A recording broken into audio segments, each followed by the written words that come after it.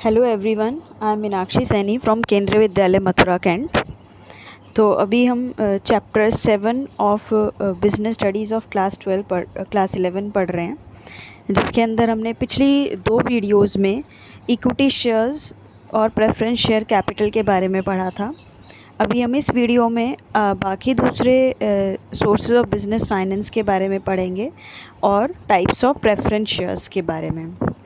तो preference share, जैसा कि आपको पहले भी बताया था, प्रेफरेंस शेयर्स ऐसे शेयर्स हैं जिनका प्रेफरेंशियल राइट है over repayment of capital and over distribution of dividend, और इनको जो रेट ऑफ डिविडेंड है वो भी एक फिक्स रेट ऑफ डिविडेंड से डिविडेंड मिलेगा। अभी टाइप्स ऑफ प्रेफरेंस शेयर्स में पहला प्रेफरेंस शेयर का टाइप है cumulative preference share. Cumulative preference shares का मतलब होता है इकट्ठे करते जाना। तो यहाँ पर इसका मतलब हुआ कि जो अगर इन केस किसी साल इनसफिशिएंट प्रॉफिट्स हुए, कंपनी को कम प्रॉफिट्स हुए, और in that year company is unable to pay dividend, so that dividend will be cumulated. जो डिविडेंड है वो इकट्ठा होता जाएगा और नेक्स्ट सब्सीक्वेंट ईयर में उसको पे कर दिया जाएगा। तो ऐसे प्रेफरेंस शेयर्स को बोलते हैं क्यूमुलेटिव प्रेफरेंस शेयर्स। उसके बाद नॉन क्यूमुलेटिव प्रेफरेंस शेयर्स ऐसे शेयर्स हैं जिसमें जो ऑनर ऑफ शेयर है उसके पास ये राइट होता है कि जिस साल प्रॉफिट अर्न हुआ, अगर उसी साल डिविडेंड मिलेगा तो मिलेगा, वो ऐड नहीं होगा। The dividend is not accumulated and is not paid in the subsequent years. अगर किसी साल इनसफिशिएंट प्रॉफिट हुआ, इनएडिक्वेट प्रॉफिट हुए, और उस साल कंपनी डिविडेंड नहीं दे सकती है प्रेफरेंस शेयर्स को, तो वो जो डिविडेंड है उस साल अगर नहीं मिला तो नेक्स्ट ईयर्स में वो डिविडेंड नहीं मिलेगा। तो इसको नॉन क्यूमुलेटिव प्रेफरेंस शेयर्स हम बोलते हैं। उसके बाद है रिडीमेबल प्रेफरेंस शेयर्स। तो रिडीमेबल प्रेफरेंस शेयर्स का मतलब है ऐसे शेयर्स से जो कुछ टाइम बाद रिडीम कर दिए जाएंगे, मतलब जो शेयर होल्डर्स हैं उनको उनका जो कैपिटल मनी है वो वापस कर दी जाएगी। So these are those shares which are redeemed by the company, that is company takes back the shares and pays their value to the shareholders after a specified period of time, say after 5 years, after 10 years, after 8 years। जो share holders हैं उनकी money उनको वापस कर दी जाएगी और company जो है शेयर्स ले लेगी। Then participating preference shares. Participating preference shares ऐसे शेयर्स हैं जिनका सरप्लस प्रॉफिट के अंदर पार्टिसिपेशन का राइट है। सबसे पहले जब प्रॉफिट का डिस्ट्रीब्यूशन किया जाता है तो प्रेफरेंस शेयर होल्डर्स को एक फ़िक्स रेट से डिविडेंड दे दिया जाता है। उसके बाद जो प्रॉफिट बचता है उसमें से एक reasonable rate of return equity share holders को दे दिया जाता है। इक्विटी शेयर होल्डर को भी जो सारा बचा है वो सारा इक्विटी शेयर होल्डर को दें, ये ज़रूरी नहीं है। तो एक reasonable rate of return equity share holders को दे दिया, और उसके बाद भी अगर प्रॉफिट बचा तो पार्टिसिपेटिंग प्रेफरेंस शेयर्स वो प्रेफरेंस शेयर्स हैं जिनको उस सरप्लस प्रॉफिट में भी डिविडेंड का राइट है। तो प्रेफरेंस शेयर्स को एक फ़िक्स रेट ऑफ डिविडेंड देने के बाद जो बचेगा उसमें से इक्विटी शेयर्स को देंगे एक डिविडेंड। इक्विटी शेयर्स को डिविडेंड देने के बाद भी अगर प्रॉफिट बचता है तो पार्टिसिपेटिंग प्रेफरेंस शेयर्स को उसमें डिविडेंड दे दिया जाएगा सरप्लस प्रॉफिट में। So these shares are those shares which have right to participate in the surplus profit of the company after dividend has been paid to equity shareholders at certain rate। then non participating preference shares इसके opposite हैं, जिनको surplus profit में dividend का right नहीं है। Preference shares को dividend देने के बाद जो बचेगा उससे इक्विटी शेयर्स को डिविडेंड देंगे एक रीज़नेबल रेट ऑफ रिटर्न से, और फिर जो बचेगा उसमें प्रेफरेंस शेयर्स को अगेन राइट नहीं है कि उनको एक डिविडेंड और दिया जाए। देन नेक्स्ट है कन्वर्टिबल प्रेफरेंस शेयर्स। कन्वर्टिबल का मतलब हुआ कि जो कन्वर्ट किए जा सकते हैं। तो कन्वर्टिबल प्रेफरेंस शेयर्स ऐसे प्रेफरेंस शेयर्स हैं जो पर्टिकुलर टाइम पीरियड के बाद में उनको इक्विटी शेयर्स में कन्वर्ट कर दिया जाता है। तो ऐसे शेयर्स को बोलते हैं convertible preference shares. These are those shares which can be converted into equity shares after a particular period of time. Then non-convertible preference shares. Non-convertible preference shares ऐसे preference shares हैं जिसको हम equity shares में after some time period convert नहीं कर सकते। तो ये हुए types of preference shares: cumulative, non-cumulative, redeemable, irredeemable, participating, non-participating, convertible and non-convertible preference shares. Next जो मेजर सोर्स ऑफ फाइनेंस है कंपनी के लिए वो है डिविडेंड। तो ऑनर्स कैपिटल में अभी तक हमने दो पढ़े हैं, equity shares and preference shares. अभी ये बोरोड कैपिटल है, बोरोड फंड्स हैं, डिबेंचर्स, इस पर कंपनी इंटरेस्ट पे करती है। तो debenture is an acknowledgement of the debt taken by a company which is to be repaid after a specified period along with interest. तो debenture एक ऐसा एक्नॉलेजमेंट है, it is an acknowledgement of debt taken by a company, जो company ने debt लिया है public से, which is repaid after a specified period with along with interest, जिसमें आफ्टर सम टाइम पीरियड जो डिबेंचर्स हैं उनको वापस कर दिया जाएगा उनका पैसा, और टाइम टू टाइम उनका जो इंटरेस्ट है उनको दे दिया जाएगा। The people who buy debentures of a company are called debenture holders and they are the creditors of the company. तो ये जो डिबेंचर होल्डर्स हैं, ये जो बाय करते हैं डिबेंचर्स उनको डिबेंचर होल्डर्स बोलते हैं, और ये कंपनी के क्रेडिटर्स हैं।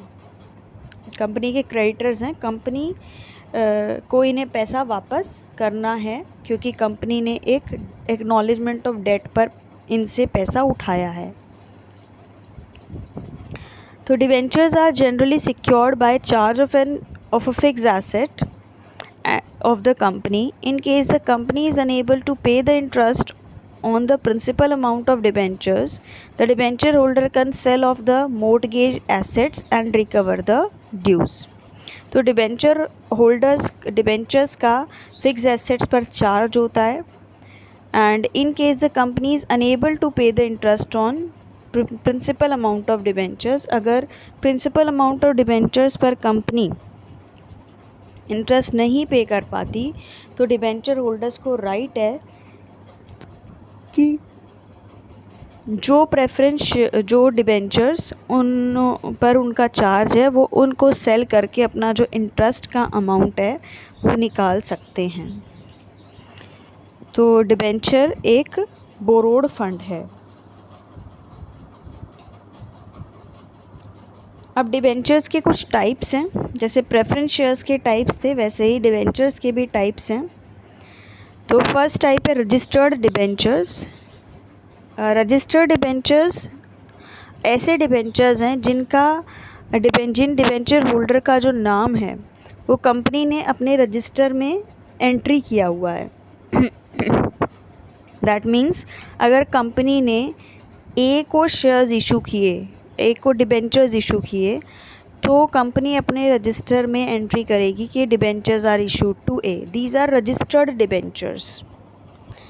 So these are those debentures where the name of the debenture holder is written in the register of the company. In case these debentures are to be transferred, the transfer can only be valid when the name of transferee is written in the register of the company. तो ये तभी valid होगा जब company के register में उसका नाम होगा डिबेंचर होल्डर का। तो ऐसे डिबेंचर्स को हम बोलेंगे रजिस्टर्ड डिबेंचर्स। जो बियरर डिबेंचर है वो रजिस्टर्ड डिबेंचर का ऑपोजिट है। तो बियरर डिबेंचर में मेयर डिलीवरी से we can transfer the debenture certificate to someone else. ये एक करेंसी नोट की तरह है। जैसे करेंसी नोट किसी भी पर्सन के पास है तो जो बियरर है करेंसी नोट का वही उसका होल्डर है, वही उसका ऑनर है। जो होल्डर है वही ऑनर है। तो बियरर डिबेंचर्स भी कुछ ऐसे ही होते हैं। इस पर किसी पर्टिकुलर पर्सन का नाम नहीं है। मेयर जो डिबेंचर सर्टिफिकेट की डिलीवरी से ही वो उसका होल्डर और ऑनर बन जाता है जिस पर्सन को वो ट्रांसफ़र किए गए हैं। So these are those debentures where the debentures can be transferred by mere delivery. No registration of the transfer is necessary in this case. तो किसी रजिस्ट्रेशन को ट्रांसफ़र करने की ज़रूरत नहीं है, सिर्फ डिबेंचर सर्टिफिकेट्स को ट्रांसफ़र करके ही जो डिबेंचर्स हैं उनको ट्रांसफ़र किया जा सकता है। Then we have convertible debentures. तो कन्वर्टिबल डिबेंचर्स ऐसे डिबेंचर्स हैं जिनको after some time period equity shares में कन्वर्ट किया जा सकता है। तो स्पेसिफिक टाइम पीरियड के बाद उन डिबेंचर्स को हम इक्विटी शेयर्स में या न्यू डिबेंचर्स में कन्वर्ट कर देंगे। So these debentures have the option that they can be converted into equity shares after a specific period of time. तो स्पेसिफिक पीरियड ऑफ टाइम के बाद डिबेंचर होल्डर्स को ऐसा राइट दिया जाता है, ऐसा ऑप्शन दिया जाता है कि after some time period, that time period is decided at the time of issue of debenture only, that they can convert those debentures after some time period into equity shares. The non-convertible debentures, definitely it is the different it is opposite of convertible debentures. So non-convertible debentures जिनको हम equity shares में convert नहीं कर सकते after some time period. Then secured and unsecured debentures. Secured debentures are those debentures which have a charge upon the assets of the company. जिनका company के assets पर charge है, मतलब कंपनी के एसेट्स को जब सेल किया जाएगा तो पहले इन सिक्योर्ड डिबेंचर्स को पेमेंट की जाएगी एंड उसके बाद अगर कुछ लेफ़्ट आउट होता है तो उसके बाद बाकी जो क्रेडिटर्स हैं उनको पेमेंट किया जाएगा। तो secured debentures are actually secured कि रीपेमेंट के लिए वो सिक्योर हैं। अगर कंपनी नहीं पे कर पाती है उन डिबेंचर होल्डर्स को तो पर्टिकुलर एसेट्स को सेल करके उनको पे कर दिया जाएगा। So some assets are kept mortgaged when these debentures are issued. Then we have unsecured debentures. Unsecured debentures opposite है सिक्योर्ड डिबेंचर्स का। इसमें जो डिबेंचर्स हैं उनको किसी भी एसेट पर चार्ज नहीं होता। तो सब एसेट्स को जब सेल किया जाएगा तो पहले सिक्योर्ड डिबेंचर्स को उनका पैसा वापस किया जाएगा और फिर उसके बाद अगर कुछ बचेगा तो अनसिक्योर्ड डिबेंचर्स को पेमेंट की जाएगी। तो ऐसे डिबेंचर्स को हम अनसिक्योर्ड डिबेंचर्स बोलते हैं। These are also called naked debentures और ऑर्डिनरी डिबेंचर्स। ऑर्डिनरी या नेक्ड डिबेंचर्स भी इनका दूसरा नाम है। उसके बाद लास्ट कैटेगरी है first debentures and second debentures. First debentures are those debenture holders जिनको पेमेंट किया जाएगा before other debenture holders are paid anything. तो फर्स्ट डिबेंचर्स को बाकी डिबेंचर होल्डर्स से पहले पेमेंट किया जाएगा और सेकंड डिबेंचर्स वो हैं जिनको पहले फर्स्ट डिबेंचर्स को पे करने के बाद उनका नंबर आएगा पेमेंट के लिए। तो ऐसे डिबेंचर्स को हम बोलते हैं सेकंड डिबेंचर्स। तो ये डिबेंचर्स के टाइप्स हुए registered debentures, bearer debentures, convertible non convertible debentures, secured debentures, unsecured debentures, first debentures and second debentures. Next debentures के एडवांटेजेस हैं। तो फर्स्ट एडवांटेज है सुटेबल फॉर सेफ इन्वेस्टर्स। ये जो डिबेंचर्स हैं इसमें जो इंटरेस्ट की रेट है एक तो फिक्स होती है,